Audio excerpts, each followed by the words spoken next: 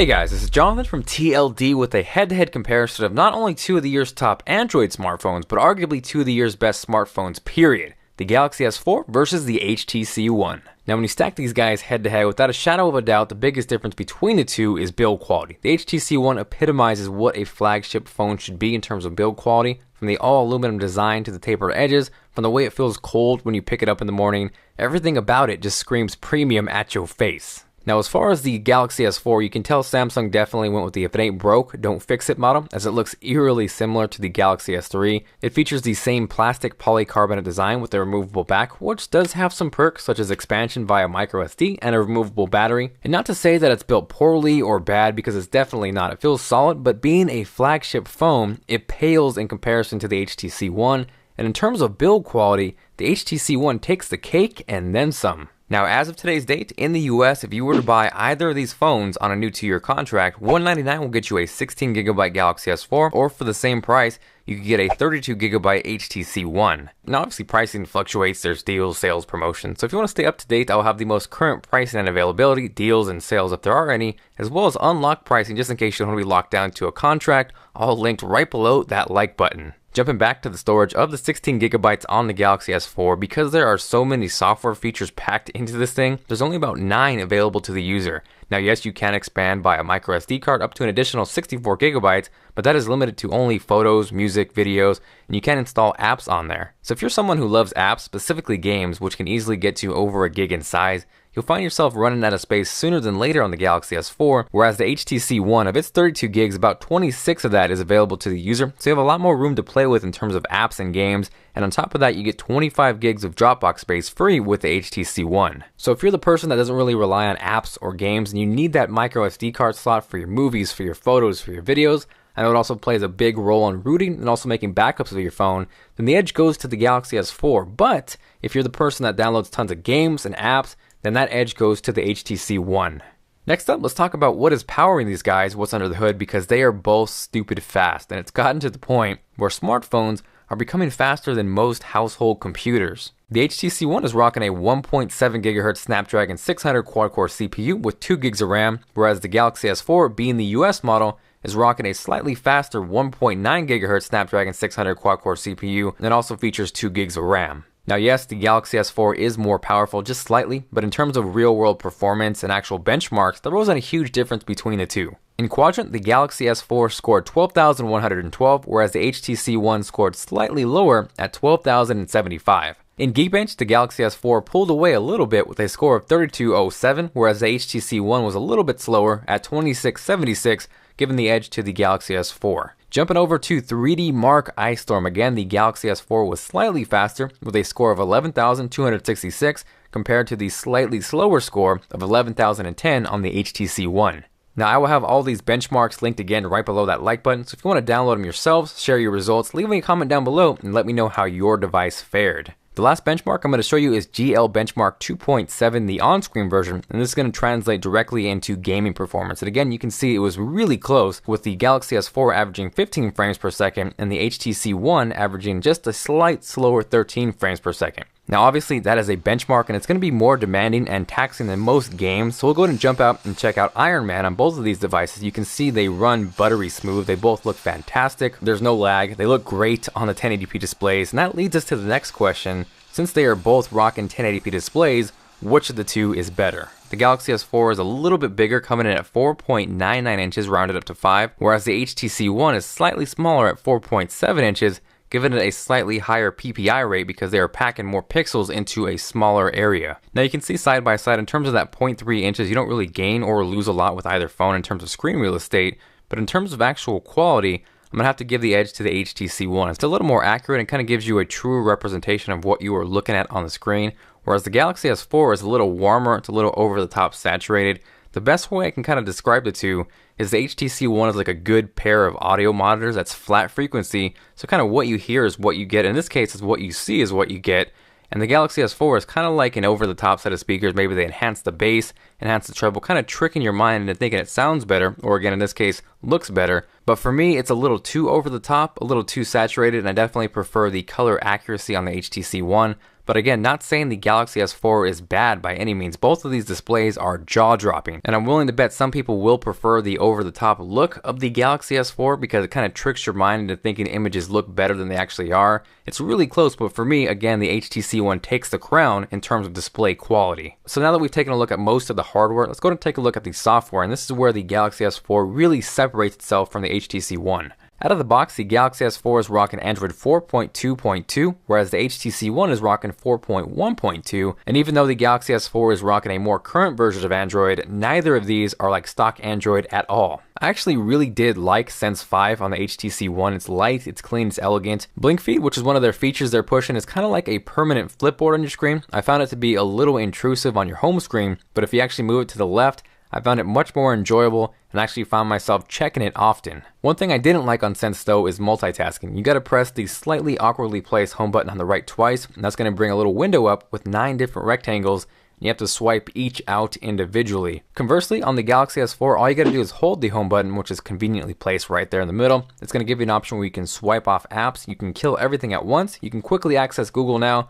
or you can get a shortcut to your active applications. Now, while we're on the topic, the Galaxy S4 features obviously a physical home button with 2 capacitive buttons on each side. Kind of seems to make more sense and is more intuitive in terms of navigation, whereas the HTC One only features 2 capacitive buttons, no physical button on there whatsoever. So for me, like I said, the Galaxy S4 does make more sense and is a little more intuitive in terms of navigation, but it's not a deal breaker and wouldn't stop me from using the HTC One. Continuing on with the software on the Galaxy S4, this is where this phone separates itself with any other phone on the market. They jam-pack this guy with tons and tons and tons of features. Some of them are gimmicky, but the more and the more and the more I use this phone, the more I found myself enjoying these features. For those of you guys who are familiar with the Galaxy Note 2 and really enjoyed the multi-window support, that has also come over to the Galaxy S4. All you gotta do is hold the back button, and from there it's gonna give you a little tab that you can slide out. You can choose from a list of applications and view 2 of those simultaneously. Now, as far as the futuristic features on the Galaxy S4, everything you see plastered all over the Samsung ads on TV, I'm sure here on YouTube,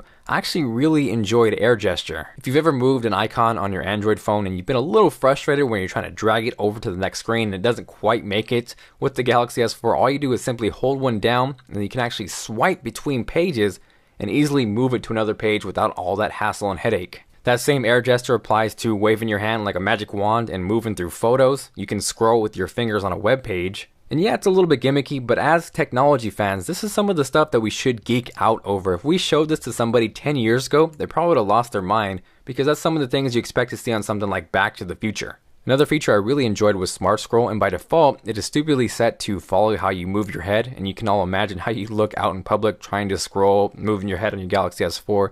But if you actually adjust it to watch your eyes and then how you move the phone, it works a lot better. So when your eyes are on the screen, if you tilt the device back, it's going to scroll down through the article for you. Or if you tilt it towards you, it's going to scroll back up. And this is actually really useful, and I found myself enjoying this a lot. Then you have things like Smart Stay, which will watch your eyes. If you move your head, it's going to pause the video for you. You have things like Air View, where you can hover your finger without touching the device, and you're going to get a preview of a picture or an email or a calendar. Those are cool, but I really didn't use those too much. Now, they also do both feature IR blasters to control your TV. Both were extremely easy to set up, both in under 5 minutes, and they both work extremely well. Nothing to the point where I'd say choose this device over the other because of the remote control. I do prefer the simplicity of Sense on the HTC One, but overall, in terms of navigation and features, the Galaxy S4 smokes the HTC One. Now, I know I'm not talking about every single feature on the Galaxy S4. There's probably too much to talk about in this video, but if you're interested in learning more, I'll have all those features posted down below, as well as my top 5 Galaxy S4 features. So now that we took a look at what separates the Galaxy S4 from the pack, let's take a look at one of the biggest features on the HTC One, something that really hasn't been done on a smartphone before, and that is the HTC Boom Sound. Now, it sounds simple, 2 front-facing stereo speakers, yet you haven't seen that before on a smartphone. Combine that with a little bit of audio processing and software, and the result is the best sounding set of speakers I've ever heard on a smartphone. The Galaxy S4, on the other hand, has a tiny little speaker located on the back, and it really doesn't even come close. The HTC One is night and day better. And I know a YouTube video really can't do it complete justice, but in order to give you guys the most accurate representation, what I'm going to do is hold up the H1, which is a stereo recorder, and show you guys how the two sound side by side. So you do have a plan? Yeah, Mr. White. Yes, science. So you do have a plan? Yeah, Mr. White. Yes, science.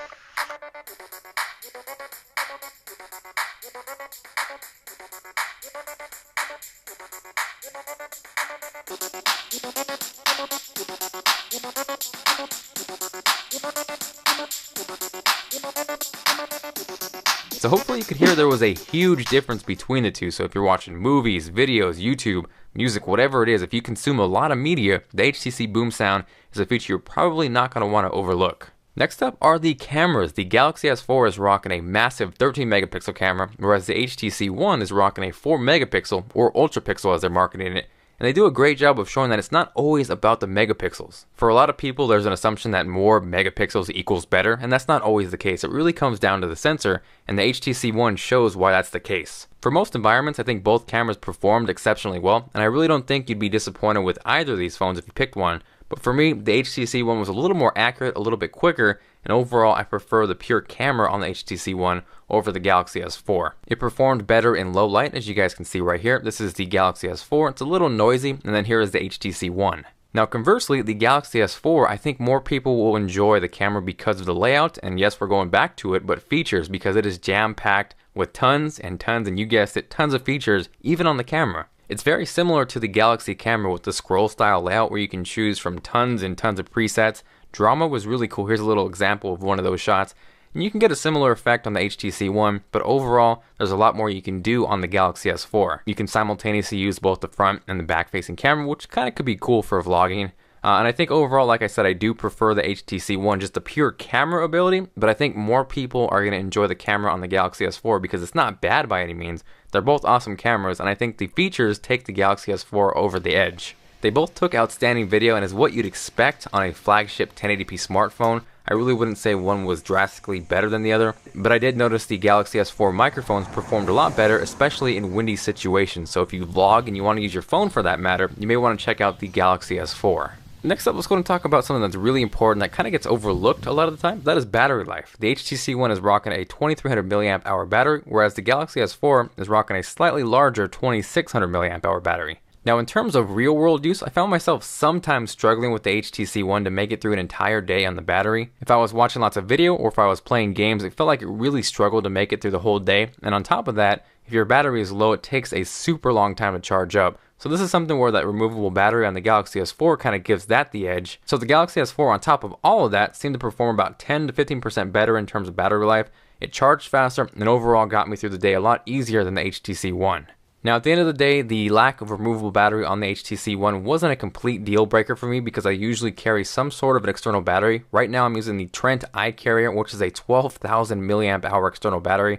It'll charge whatever device you got, whether it's a tablet, smartphone, iOS, or Android, and it'll charge it for days. If you guys are interested in more information on that, again, I will have that linked right below the like button. Now lastly, I know we forget a lot of the times because these things are phones as well, but both performed about the same in terms of cell quality and call quality. I didn't really get any drop calls on either phone. They both feature LTE, but that of course depends on the area you live in, but they both got about the same speeds for me, and both worked about the same in terms of call quality. Now in terms of advantages, or if there are any between the two in terms of being a phone, I'd have to give a slight edge to the HTC One in terms of speakerphone because of the boom sound. So at the end of the day, hopefully this video showed you the strengths and the weaknesses of each phone, kind of showed you which phone is better for you, and I think that's really what it comes down to, what is better for you. If you did enjoy this video, you found it to be helpful, and you are feeling like being awesome, make sure to hit that like button as it is much appreciated, and in return I will throw a virtual high five at your face. So to sum it up, we have two of the most badass smartphones that I've ever used, and to make it easy, if you prefer expandability,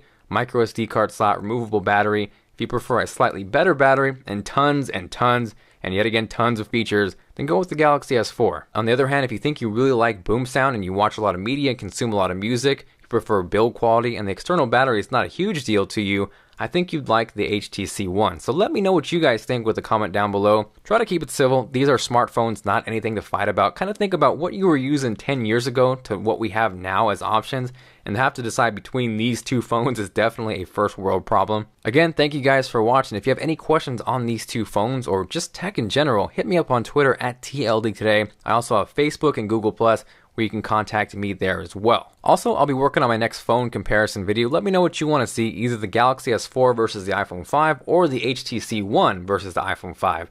Let me know with a comment down below. And again, this is Jonathan from TLD, and I'll catch you guys later.